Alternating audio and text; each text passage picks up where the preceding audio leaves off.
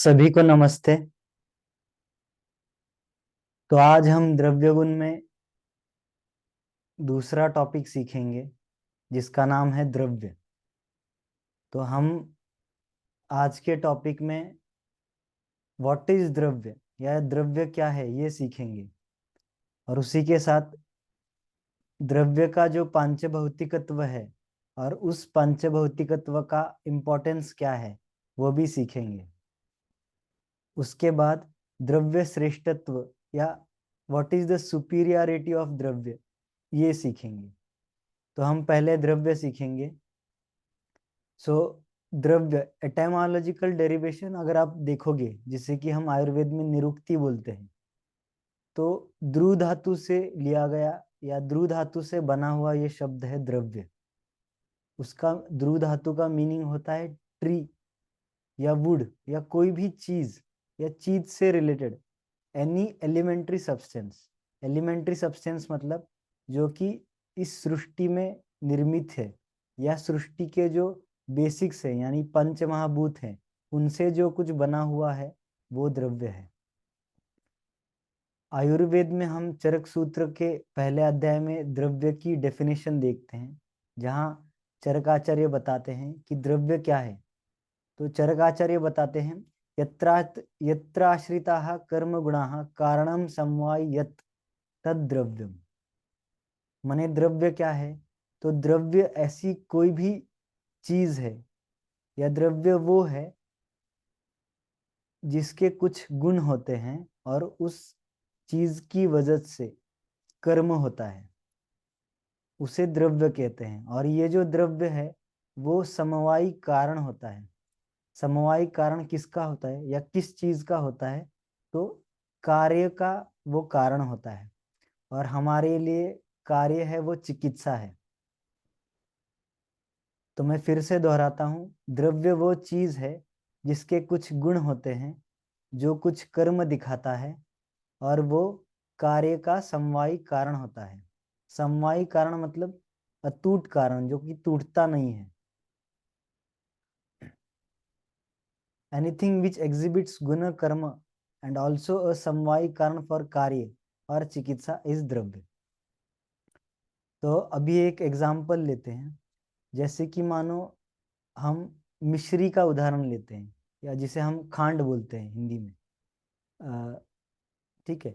तो ये जो खांड, अगर हमें इसे द्रव्य, मैं अगर बोलता हूँ कि ये द्रव्य है, तो हम उसे प्रूव कैसे करेंगे इस चरक की डेफिनेशन के अनुसार? तो खांड जो है उसके कुछ गुण होते हैं, और उसी खांड के गुणों की वजह से या उस खांड की वजह से कुछ कर्म होता है।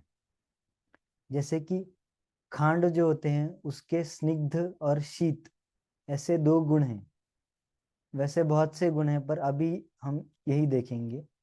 स्निग्ध और शीत उसके गुण हैं, और ये शारीरिक गुण हैं। किसी को ज्यादा बोलने से अगर उसका गला रुक्ष हो गया है या वहां पे उष्णता की दिक्कत आती है, तो हम खांड का सेवन करके वो उष्णता और रुक्षता का की चिकित्सा कर सकते हैं। ये चिकित्सा कैसे होती है? तो ये चिकित्सा इन गुणों से होती है। खांड के जो स्निग्ध और शीत गुण हैं वो रुक्षता और उष्णता को नष्ट कर देते हैं, और यही जो है इसका जो प्रोसेस है वो कर्म कहलाता है। ठीक है।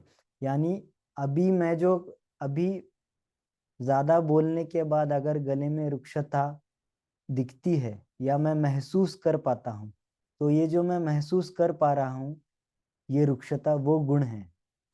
और उस गुण को अगर मैं खांड के खाने से या सीता के खाने से, शुगर के खाने से अगर वो कम होता हुआ दिखता है, इसका मतलब वो रुक्षता कम हो जाती है और वहां पे स्निग्धता आ जाती है। तो इसका मतलब कि कर्म हुआ था जिसका कार्य ये है कि वहां पे अभी स्निग्धता उत्पन्न हो गई है, रुक्षता को नाश करके, रुक्षता का नाश करके। तो ये है द्रव्य गुण और कर्म। गुणास आर फेल्ट, एक्सपीरियंस्ड और परसीव्ड। ठीक है। जो कुछ हम महसूस करते हैं जिसकी बदौलत हम महसूस करते हैं वो गुण होते हैं, और जो महसूस करने की प्रक्रिया होती है या प्रोसेस होती है वो कर्म होता है एक्चुअल में। ठीक है। और एक मैं यहाँ पे बताना चाहूंगा, कोई भी द्रव्य होता है उसके बहुत अनेक गुण होते हैं, जैसे कि रूप रस गंध, ये भी उनके गुण हैं। और रूप का देख पाना या रस का पता चलना, गंध का सूंघ पाना, ये उनके कर्म हो गए। ठीक है। और किसी भी गुण का बराबर ज्ञान होना ये कार्य हुआ, कर्म नहीं। कर्म और कार्य में भेद है, वो आगे की स्लाइड्स में हम देखेंगे। तो मैं अभी आपको कर्म बताता हूँ। फॉर एग्जाम्पल, मैं यहाँ पे महाराष्ट्र में हूँ और मुझे मध्य प्रदेश में जाना है, तो मैं क्या करूँगा, बाय रोड रूट मैं कोई बस पकड़ूंगा, किसी बस स्टॉप पे मैं बस पकड़ूंगा और कुछ समय तक ट्रैवल करके मैं एमपी में पहुंच जाऊंगा। तो मेरा स्टार्टिंग पॉइंट था महाराष्ट्र और मेरा डेस्टिनेशन जो है वह है मध्य प्रदेश। इन दोनों के बीच का जो कुछ समय मुझे लगा ट्रैवलिंग के लिए, ये जो कुछ चीज है वो एक्चुअल प्रक्रिया या प्रोसेस है। इसी टाइप का कुछ कर्म होता है। यानी कि मैं जब कोई द्रव्य चिकित्सा करने के लिए किसी पेशेंट को देता हूँ, वो सेवन करता है, उस सेवन के बाद उससे जो कुछ दिक्कत थी वो कम हो जाती है या वो दुरुस्त हो जाती है।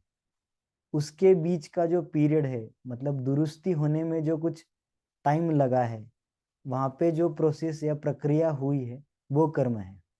और जो दुरुस्ती हुई है वो रिजल्ट है, या वो चिकित्सा है, या वो कार्य है, या वो कार्य फल है। पिछली स्लाइड में जैसे मैंने बताया, तो ये बीच में द्रव्य मैंने दिखाया है। और द्रव्य माने क्या होता है, तो गुण, कर्म और कार्य का कारण, इन सभी से जो मिलके कुछ बनता है वो द्रव्य है। अभी द्रव्यों के हम अगर प्रकार देखेंगे तो बेसिकली सबसे पहले हमारे लिए दो प्रकार महत्वपूर्ण रखते हैं, वो है कारण द्रव्य और कार्य द्रव्य।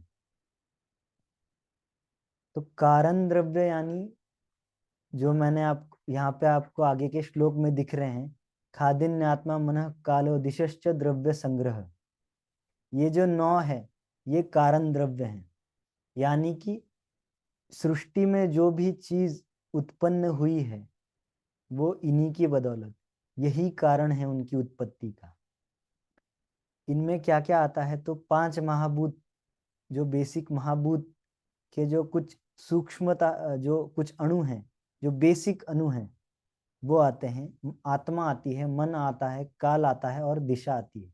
दिशा यानी direction, north east west south जो कुछ। तो ये 9 जो हैं ये हुए कारण द्रव्य। इनसे जो कुछ उत्पन्न होता है, जो भी कुछ उत्पन्न होता है वो कार्य द्रव्य आता है, वो कार्य द्रव्य होता है।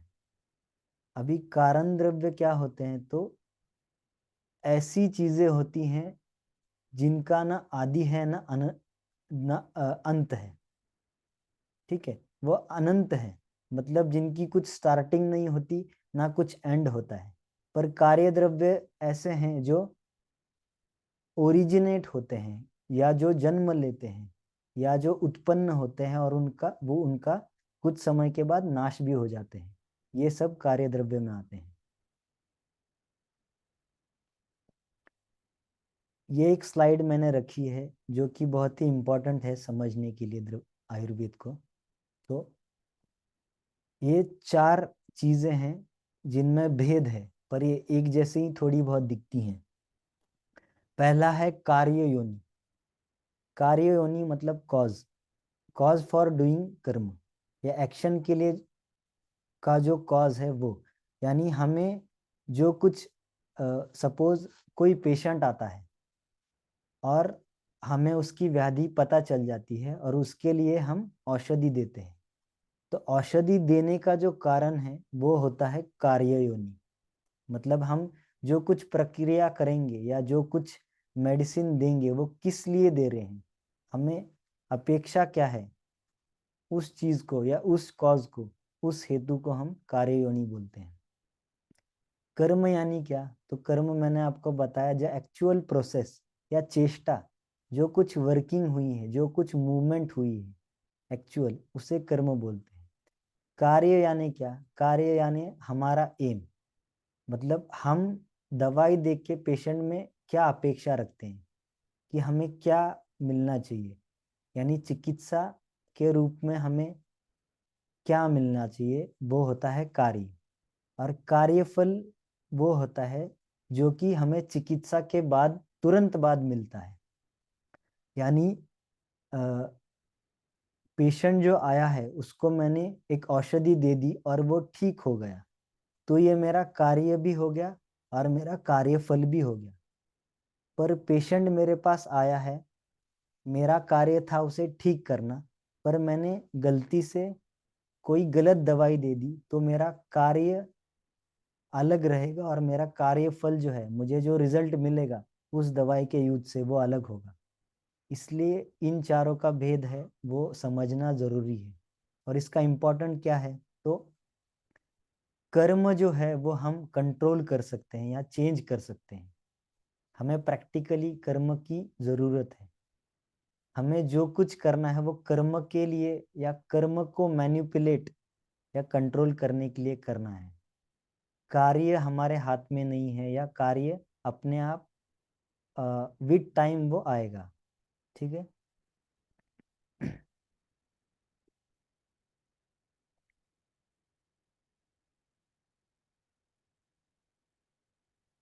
सुश्रुत शारीर में बताया है कि भूतेभ्यो ही यस्माद नास्ति चिंता चिकित्सिते। चिकित्सा जो है वो पांचभौतिक है, ये पूरा संसार ही पांचभौतिक है। ठीक है, ये पहले की स्लाइड है। तो पूरा जो संसार है वो पांचभौतिक है। सर्वम द्रव्यम पांचभौतिकम अस्मिन अर्थे, ये बहुत ही प्रसिद्ध और बहुत ही इंपॉर्टेंट श्लोक है। इसका मतलब क्या है, तो पूरा ये ब्रह्मांड है, ये पूरी सृष्टि है, पूरा संसार है, ये पूरा पांचभौतिक है। जो चीजें हम महसूस कर सकते हैं, या फिर वो पंच इंद्रिया से हो या फिर हमारे मन से हो, वो सारी पंच भौतिक से ही रिलेटेड होती है। हमारी पंच ज्ञानेन्द्रिय और मन, ऐसा मिला के हमें 6 इंद्रिय होते हैं।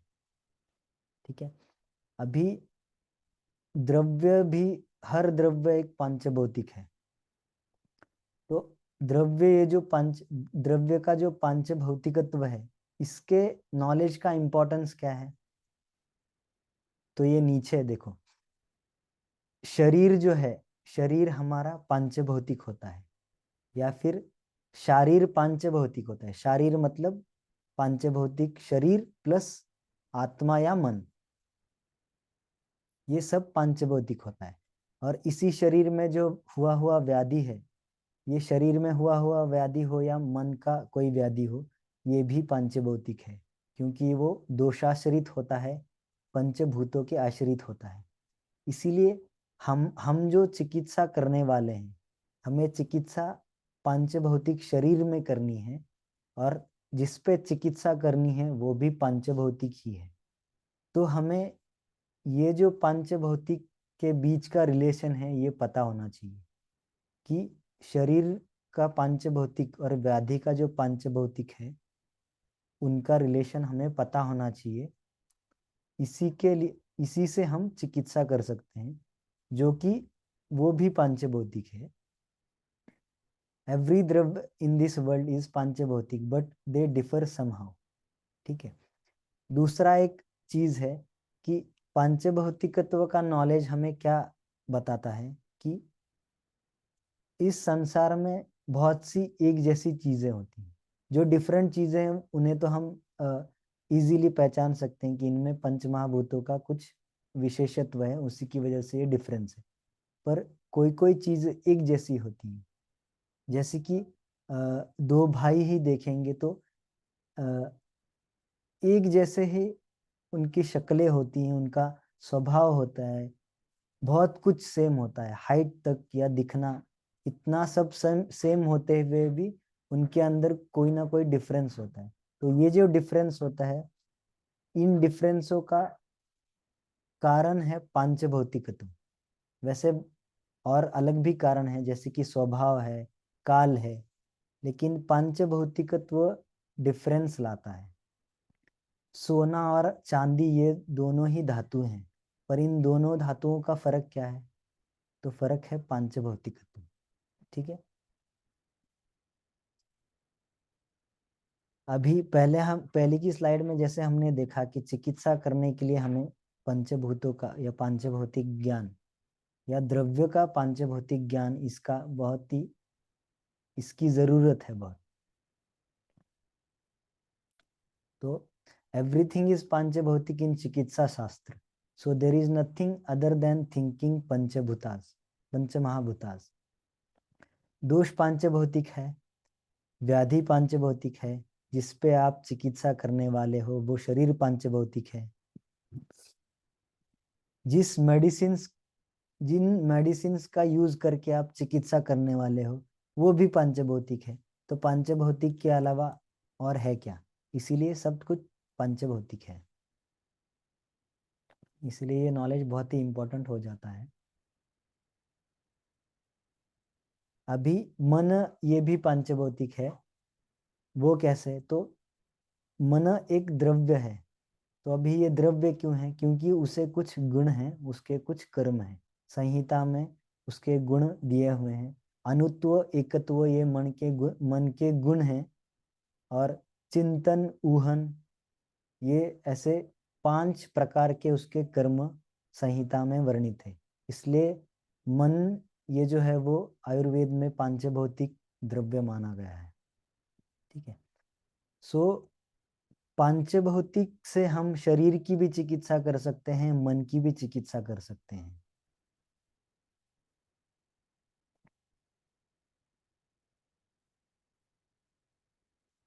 अभी पांचभौतिकत्व का रोल, किसी भी द्रव्य में पांचों महाभूत होते हैं, ये हमने सीखा है, जिसे पंचीकरण सिद्धांत बोलते हैं। कोई भी महाभूत होता है, कोई भी द्रव्य होता है, उसमें पांचों के पांचों महाभूत होते हैं।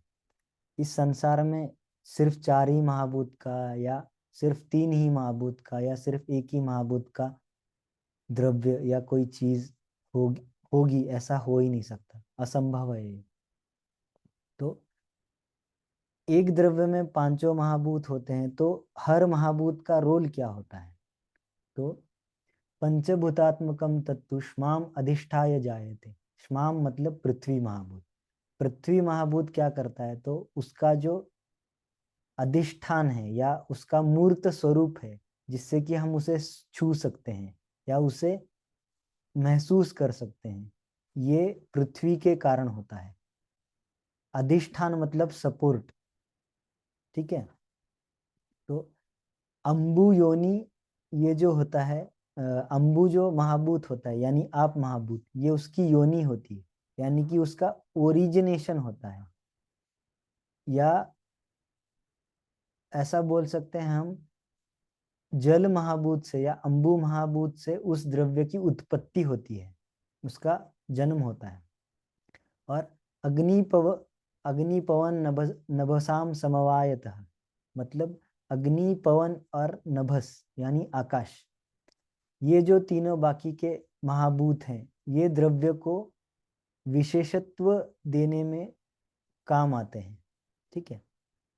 पृथ्वी जो होती है ये अधिष्ठान होता है, अंबु या आब महाभूत होता है, ये ओरिजिन के लिए होता है, और अग्नि, पवन और आकाश महाभूत ये विशेषत्व देते हैं। मतलब सोना चांदी से अलग है। ऐसा क्यों? सोने में भी आपको पृथ्वी महाभूत बहुत ज्यादा दिखेगा, चांदी में भी आपको पृथ्वी महाभूत ज्यादा दिखेगा। दोनों का अगर हम योनि देखें, दोनों को भी रस होते हैं। सोना जो होता है या स्वर्ण जो होता है वो मधुर रसात्मक है, और जो चांदी है वो अम्ल रसात्मक है।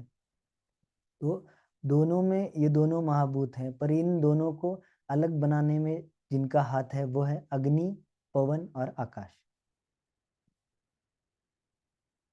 तन्निर्वृत्ति विशेषश्च व्यपदेशस्तु भूयसा।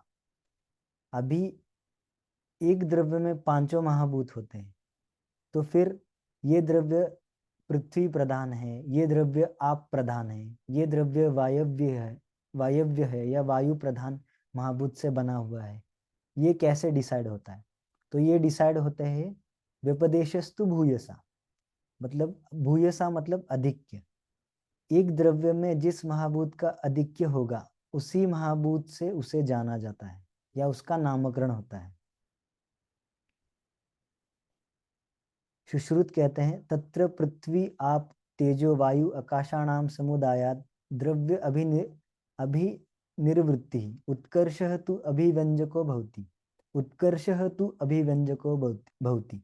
उत्कर्ष यानी अधिक्य। अधिक्य जो होता है वो उसका व्यंजक बनता है या उसकी पहचान बनता है। जैसे कि ये द्रव्य पार्थिव है, जैसे सोना है ये पार्थिव प्रधान है, पानी है वो जल प्रधान है, बलून में अगर हम हवा भरते हैं तो उधर अंदर की हवा है वो वायु प्रधान है, वो आकाश प्रधान है। वैक्यूम जो होता है वो आकाश प्रधान है। अग्नि जो है वो अग्नि प्रधान है। तो ऐसे उनका नामकरण है या उनकी पहचान होती है। अभी द्रव्य का श्रेष्ठत्व। द्रव्य हमने पहले स्लाइड में देखा कि द्रव्य जानने के लिए हमें गुणों का और कर्म का पता होना चाहिए, मतलब गुण क्या है और कर्म क्या है ये जानने के बाद हम द्रव्य जान सकते हैं, ठीक है। पर होता क्या है, तो प्रधान द्रव्य है गुण और कर्म से या किसी भी चीज से। जो सप्त पदार्थ है उसमें द्रव्य पहला है और उसके बाद के जो 6 हैं उन सभी से द्रव्य प्रधान है। मतलब गुण कर्म रस वीर्य विपाक और प्रभाव इन सबसे द्रव्य प्रधान होता है। अभी ऐसा क्यों, तो इसके आगे बहुत से कारण हैं। उसमें से पहला कारण अष्टांग हृदयकार देते हैं कि द्रव्य एव रसादी नाम श्रेष्ठम ते ही तदाश्रया। ते ही यानी द्रव्य छोड़ के बाकी के जो 6 लोग हैं वो द्रव्य पे आश्रित होते हैं। द्रव्य नहीं होगा तो वो नहीं होंगे, अगर वो हैं तो इसका मतलब उनका जो अधिष्ठान द्रव्य है उसका अस्तित्व होना ही है। सुश्रुत भी यही बताते हैं वीर्य संज्ञा गुणः ये अष्टौ ते अपि द्रव्याश्रया स्मृतः। मतलब वीर्य जो है या पोटेंट पावर जो है, इस जगत की जो पोटेंसी है या पोटेंट पावर है वो भी किसी द्रव्य के आश्रय से ही रहती है। रसेषु न भवन्ति एते निर्गुणा तु गुणा स्मृतः।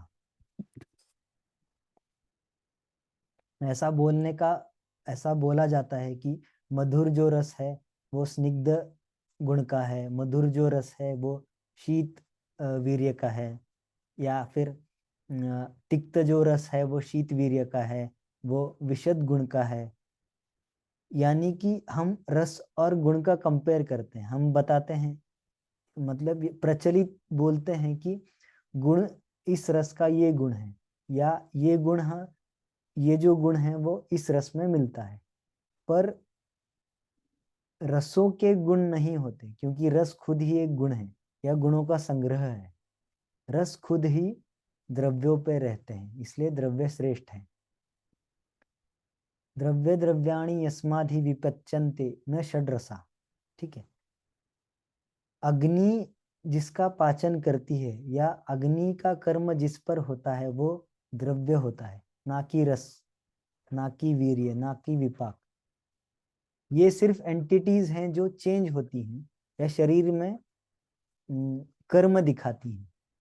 इनकी बदौलत कर्म दिखता है, लेकिन जो कुछ चेंज होता है या जो कुछ प्रक्रिया होती है वो द्रव्य पे होती है, इसलिए द्रव्य प्रधान है। द्रव्य का पाक होता है इसलिए द्रव्य प्रधान है। श्रेष्ठम द्रव्यम अतो ज्ञेयम शेषाभावा तदाश्रया। शेषाभावा मतलब द्रव्य को छोड़ के सब उस पर रहते हैं, इसलिए द्रव्य ये श्रेष्ठ है।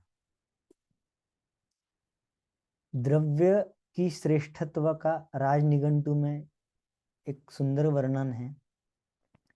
व्यवस्थितत्वात् नित्यत्वात् नित्य नित्यत्वात् स्वजाति अवस्थानात् पंचेंद्रिय ग्रहणात् आश्रयत्वात् आरंभ सामर्थ्याच्च शास्त्र प्रामाण्यात् क्रम अपेक्षितत्वात् एक देश साध्यत्वात् द्रव्यम प्रधानम इति। तो ये बहुत से कारण दिए हैं राजनिघंटु में द्रव्य प्रधान होने के, तो एक एक हम देखेंगे। व्यवस्थितत्वात् यह खलु द्रव्यम व्यवस्थितम न रसादयः यथा आम्रे फले ये रसादयः ते पक्वे न संति। यानी क्या, तो द्रव्य होता है वो फिक्स होता है, वो चेंज नहीं होता। पर रसादी जो होते हैं, रस वीर्य विपाक प्रभाव इत्यादि सभी चेंज होते हैं। जैसे कि आम का जो फल होता है, कच्चा आम जो होता है, वो अंत तक, उसके नाश तक वो आम ही रहता है। पर उसके जो रस हैं, मतलब आम जब बाल आम रहेगा या कच्चा आम रहेगा तो उसका रस अम्ल होता है, उसका कर्म पित्तकर होता है।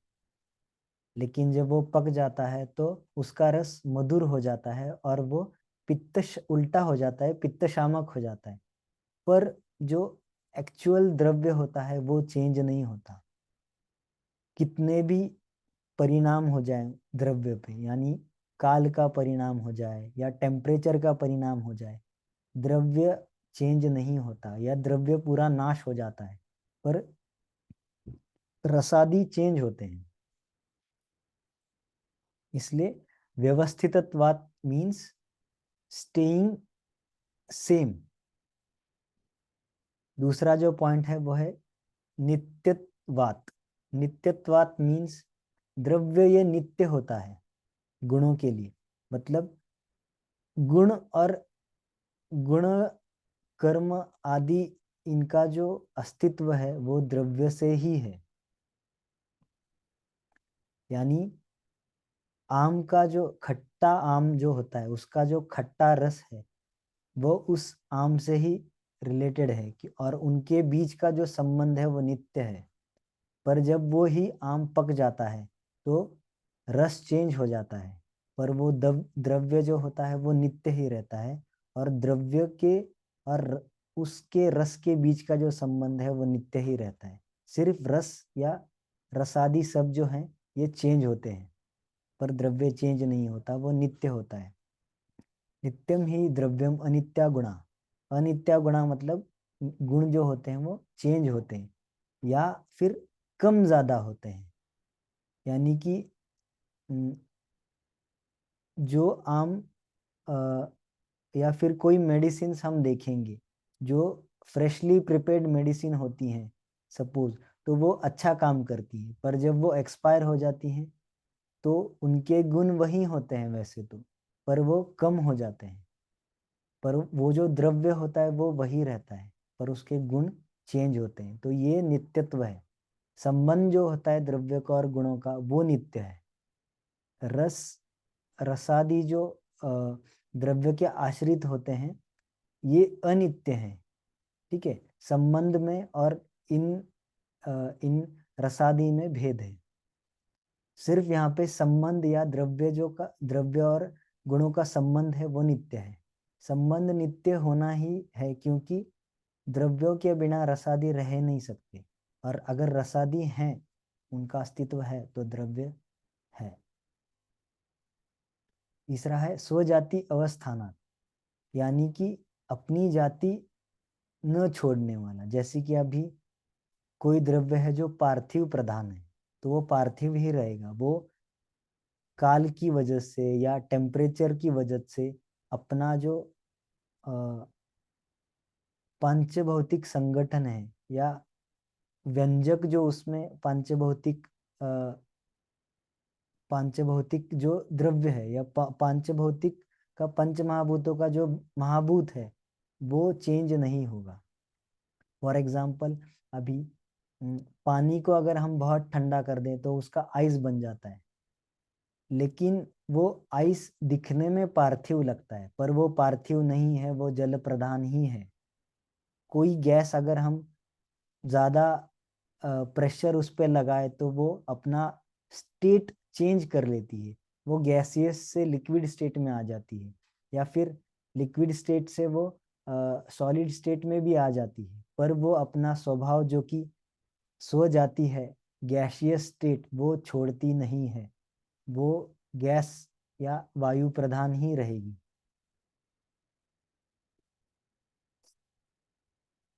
उसके बाद है पंचेंद्रिय ग्रहणात। द्रव्य जो है वो पांचों इंद्रियों से या मोर देन वन इंद्रिय से आप ग्रहण कर सकते हो। जैसे कि पानी, पानी को आप देख सकते हो, पानी का रस मधुर बताया गया है, इसका मतलब आप उसे चख भी सकते हो। पानी को आप छू सकते हो। तो इतने मतलब तीन या उससे भी ज्यादा इंद्रियों से आप उसे महसूस कर सकते हो, उसका ज्ञान करवा सकते हो। वैसे रसों का या दूसरी चीजों का नहीं है। रस हम सिर्फ जिह्वा से या रसनेंद्रिय से ग्राह्य कर सकते हैं। वैसे कोई भी अगर अगर मैं नींबू कान में निचोड़ लूं तो मुझे उसका रस मालूम नहीं होगा। तो ये भेद है द्रव्य में और रसादि में, इसलिए द्रव्य श्रेष्ठ है। अभी आश्रयत्वाद। आश्रयत्वाद मतलब जो पहले मैंने बताया कि द्रव्य सभी का आश्रय है, उनका वो मतलब आश्रय है उनका सभी का, इसलिए वो श्रेष्ठ है। उसके बाद आरंभ सामर्थ्य। आरंभ सामर्थ्य मतलब जिसमें क्रिया का आरंभ करने की या चेंज करने की जो स्थिति है, उस स्थिति को चेंज करने का जिसमें सामर्थ्य है या ताकत है, वो द्रव्य है। ठीक है, यानी आरंभ सामर्थ्याच द्रव्याश्रित आरंभ यथा विदारी गंधादि आहत्य संक्षुभ विपचेत विपच्चेत इति एवं आदिशु न रसादिशु। जैसे कि विदारी गंधादि ये गण आपको सुश्रुत में मिलता है, तो इस गण को लाइए, कूटिए और फिर इसको पानी के साथ मिला के इसका काढ़ा कर दीजिए, तो ये ऐसा बताया जाता है। मोस्टली ऐसा बताया जाता है। ऐसा बहुत कम बताया जाता है कि मधुर रस के द्रव्य आप लीजिए, उनको कूटिए और ऐसा ऐसा चिकित्सा में प्रयोग कीजिए। ऐसा भी आता है कि मधुर रस आदि रसों का आप ऐसा उपयोग कर सकते हैं, पर मोस्टली हमें चिकित्सा में हम देखेंगे तो द्रव्यों का ही वर्णन मिलता है कि ये द्रव्य इस चीज के लिए यूज होता है, ये द्रव्य उस चीज के लिए यूज होता है। रसों का जो है कि ये रस इसके लिए यूज होता है, ये रस इसके लिए यूज होता है, ऐसा बहुत कम मिलेगा आपको। ठीक है, तो इसीलिए आरंभ सामर्थ्य द्रव्य में है। आरंभ करने की जो है, यानी जैसे चरक ने क्या बताया है सूत्र स्थान के अध्याय में कि यत्र आश्रिता कर्म गुणा, मतलब कर्म और गुण का जो आश्रय है, या कर्म या और गुण, या आपको कब दिखेंगे जब द्रव्य होगा। तो अगर द्रव्य ही नहीं होगा तो आपको गुण और कर्म दिखेंगे ही नहीं। अगर मैं बोलूं कि खांड जो होती है या मिश्री जो होती है वो स्निग्ध होती है, वो मधुर होती है, और अगर आप खाओगे उसे तो आपको आह्लादन मिलेगा या आपकी तृप्ति हो जाएगी, यानी ये तृप्ति कर्म है। तो अगर ये जो मैंने बताया है, ये जब आप इसका ज्ञान लेते हो तो आपकी आंखों के सामने या आपके दिमाग में मिश्री नाम की कुछ चीज आती है, कुछ द्रव्य आता है। तो ये आरंभक मतलब द्रव्य जो होता है वो गुणों को और कर्मों को दर्शाता है। गुण और कर्म ये आपको ऐसे हवा में नहीं मिलेंगे। मतलब आ, मैं अगर बोल दूं कि मिश्री जो है वो मिश्री और उसका मीठापन वो अलग करके दिखाओ, तो ऐसा नहीं होता। इसलिए द्रव्य प्रधान है, क्योंकि वो गुणों का और कर्म का आश्रय है और आरंभ भी है। उसके सिवा ये सभी चीजें द्रव्यों के सिवा रसादि जो हैं वो दिखते नहीं।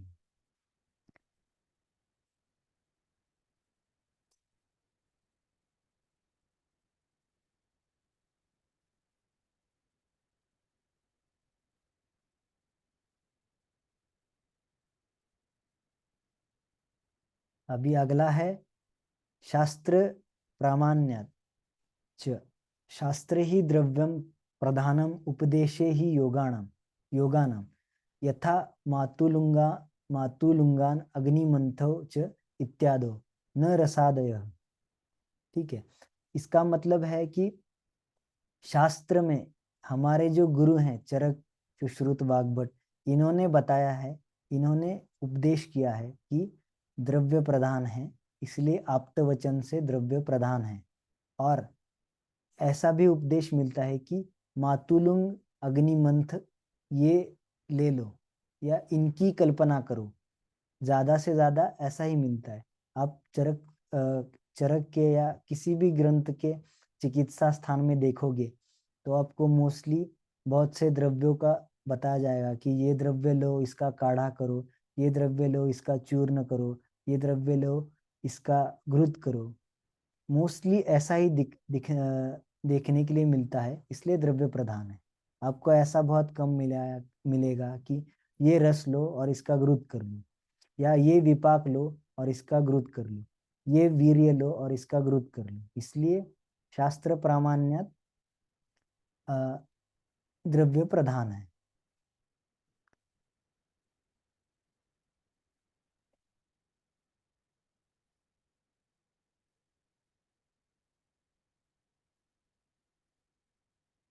क्रम अपेक्षितत्वात्। क्रम अपेक्षा मतलब पहले द्रव्य आता है, मतलब जो आरंभ सामर्थ्य है वैसा ही है ये पॉइंट भी, कि क्रम पहले आता है, मतलब पहले द्रव्य होता है उसके बाद रसादी होते हैं। ठीक है, उत्पत्ति में भी पहले रस उत्पन्न हुआ और उसके बाद अ, द्रव्य उत्पन्न हुआ, ऐसा नहीं है। पहले द्रव्य होता है, उसके बाद रसादि या वीर्यादि होते हैं। क्रम क्रम अपेक्षितत्वाच्च रसादीनाम रसादयो ही द्रव्य क्रम अपेक्षन्ते यथा तरुणे तरुणाः संपूर्णे संपूर्णाः इति। यानी इसका और एक मतलब होता है कि जो द्रव्य होता है वो काल के अनुसार जैसा चेंज होता है, उसके अनुसार ही रसादी क्रम से चेंज होते हैं। यानी जो आम है, कच्चा आम है, वो मीठा है, और पका हुआ आम है वो खट्टा है, ऐसा नहीं होगा, क्योंकि ये निर्धारित क्रम है। तो ये जो क्रम है वो द्रव्य की अपेक्षा रखता है। द्रव्य चेंज होगा तो ही ये क्रम आपको दिखेगा।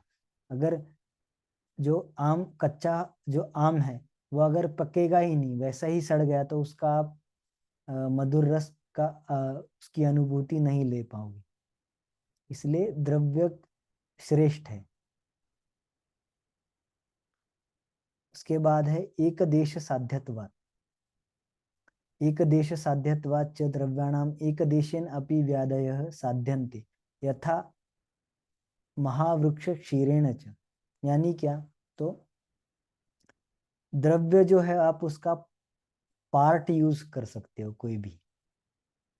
जैसे कि अभी एक पेड़ है, यहाँ पे जो बताया है वो महावृक्ष क्षीर।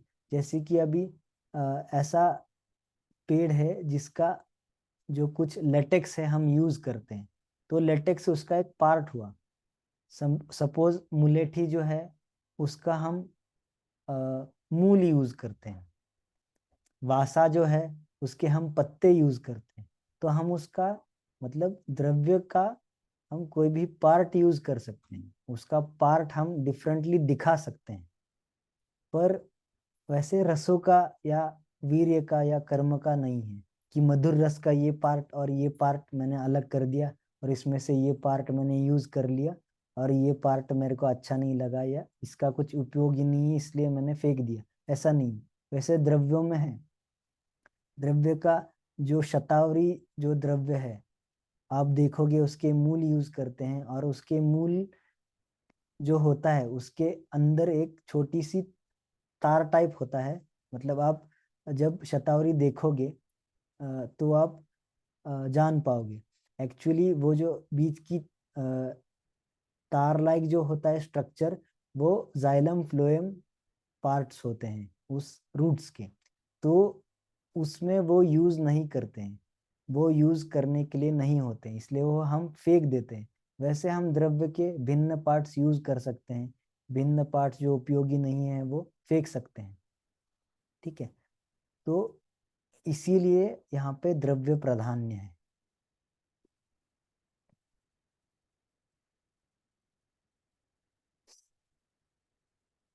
आगे का पॉइंट है विकल्प सामर्थ्य, यानी विकल्पना कर सकते हो आप द्रव्यों की। आप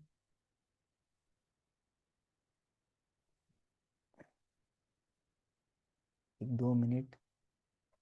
हाँ, विकल्प सामर्थ्यात विविध कल्पो विकल्पः कल्क कषाय आदि भेदेन तस्मिन् विकल्पे सामर्थ्यात तत् सर्वद्रव्यस्य एव ही द्रव्यस्य एव न अन्यस्य इति।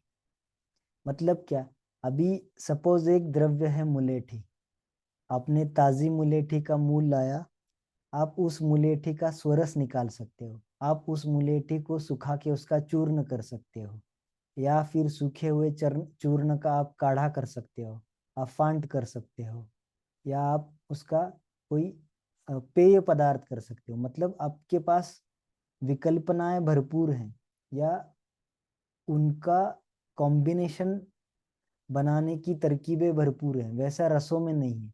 मतलब मधुर रस का मैंने क्वाथ कर लिया, या मधुर रस का मैंने चूर्ण कर लिया, मधुर रस का मैंने फांट कर लिया, ऐसा हम बोलते नहीं है। हम द्रव्यों का ही संबोधन करते हैं कि मैंने इस वनस्पति का काढ़ा किया, इस वनस्पति का चूर्ण किया। इसीलिए विकल्प सामर्थ्य से द्रव्य प्रधान हुआ। विकल्पना यानी विविध कल्पना, different combinations, different medical combinations, medicinal combination, ये आप रस शास्त्र में सीखोगे। कषाय कल्कादि ऐसे भेद हैं, स्वरस, कल्क, कषाय, हीम और फांट से पंचविध कषाय कल्पनाएं हैं। यही विकल्प हैं, यह विकल्पनाएं हैं। उसके बाद आता है प्रतिघात सामर्थ्य। प्रतिघात आवरणम तस्मिन् सामर्थ्यात् द्रव्यस्य एव भवति मूर्ति मतत्वात्। प्रतिघात यानी क्या, तो हाइंडरेंस या रेजिस्टेंस। जैसे कि सपोज मैं चल रहा हूं और मेरे सामने कोई दीवार आती है, तो मैं जादू के अलावा उस दीवार को ऐसे ही पार नहीं कर सकता, उसमें से जा नहीं सकता, क्योंकि वो मूर्तिवान है। वो हाइंड्रेंस पैदा करती है या रेजिस्टेंस पैदा करती है। वो एक चीज है, इसलिए वो होती है, उसका मूर्ति मतत्व या उसका होना है, उसका जो होना है वो प्रतिघात कहलाता है। आकाश जो महाभूत है, इसका एक धर्म है या उसका एक गुण है अप्रतिघात। मतलब वो रेजिस्टेंस नहीं देता है आपको, यानी आकाश को आप फील ही नहीं कर सकते। आकाश क्या है? आकाश माने कुछ न होना ही आकाश है ना। वैक्यूम जो होता है उसमें क्या होता है, उसमें कुछ भी नहीं होता है। जो एयर होती है वो डिफरेंट होती है, और आकाश जो होता है, या जिसे ईथर भी कहा जाता है या वैक्यूम बोलते हैं, वो होता है कि वो कुछ ही नहीं होता, वो चीज ही नहीं है कुछ, अभाव है। जो अभाव जो एक बताया गया है पदार्थ, ये जो अभाव है, वही अभाव मतलब न होना, और होने का मतलब होता है प्रतिघात, यानी रेजिस्टेंस होता है। जो चीज होती है वो कुछ ना कुछ रेजिस्ट करती है, वो कुछ ना कुछ हाइंड्रेंस करती है, या कुछ ना कुछ वो मूर्ति मतत्व दिखाती है, होने का एहसास दिखाती है। अगर कुछ नहीं है या वैक्यूम है, इसका मतलब कुछ भी नहीं है। तो द्रव्य जो होता है वो मूर्तिवंत होता है, वो प्रतिघात दिखाता है या उसके होने का सेंस दिखाता है, उस होने का ज्ञान दिखाता है।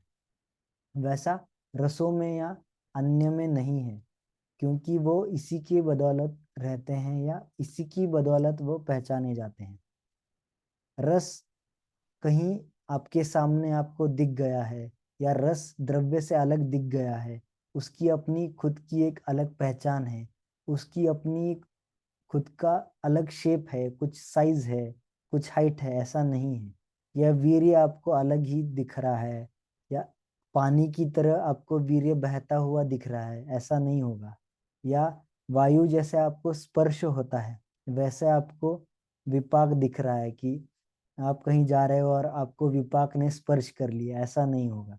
जो कुछ आपको स्पर्श करता है या जो कुछ आप पंच ज्ञानेंद्रिय से जान सकते हो, ये सब द्रव्य होता है, क्योंकि ये उसको एक गुण है प्रतिघात नाम का।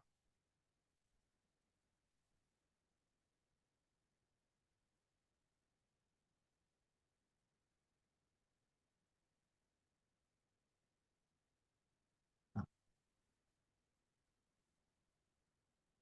और एक पॉइंट है जिससे कि द्रव्य की जो श्रेष्ठत्व है वो हम बता सकते हैं। ये आपको अष्टांग हृदय की टीका में मिलेगा। अष्टांग हृदय के 10वें अध्याय, सॉरी यहाँ पे 9th अध्याय चाहिए, तो 9th अध्याय के टीका में आपको मिलेगा ये। न अष्टांग हृदय का जो 9वां अध्याय है उसमें लास्ट में श्लोक आता है, दंती रसाद्य स्तुल्यापि चित्रकस्य विरेचनी। ये जो श्लोक है ये प्रभाव बताता है कि प्रभाव क्या होता है। मैंने पिछले लेक्चर में बताया था कि प्रभाव दो द्रव्यों के बीच की जो असमानता है उसे प्रभाव कहते हैं। यानी कि दोनों द्रव्य जिनका पांच भौतिकत्व पूरा सेम है, उनका रस वीर्य विपाक यहाँ तक कि मोस्ट ऑफ द कर्म भी सेम है, पर उनमें से एक जो द्रव्य होता है वो कुछ अलग ही कर्म दिखाता है जिसका हम कारण नहीं बता सकते, या वो कर्म क्यों हो रहा है ये हम बता नहीं सकते, उसे प्रभाव कहते हैं। तो ये जो प्रभाव होता है ये किसकी वजह से होता है, तो ये द्रव्य की वजह से होता है। अगर मैं बोलूं कि दंती और चित्रक ये दोनों भी कटु रस के, कटु विपाक के, उष्ण वीर्य के द्रव्य हैं और दोनों ही पित्त बढ़ाते हैं और कफ को कम करते हैं, वात को भी थोड़ा बहुत कम करते हैं, पर दंती रेचक रहती है या परगेटिव रहती है जिससे कि ज्यादा पेट साफ होता है, पर चित्रक वैसा कुछ भी नहीं दिखाता। तो ऐसा क्यों? ऐसा होता है प्रभाव के कारण। पर ये प्रभाव जो चीज होती है वो द्रव्याश्रित रहती है, इसलिए द्रव्य इंपॉर्टेंट है।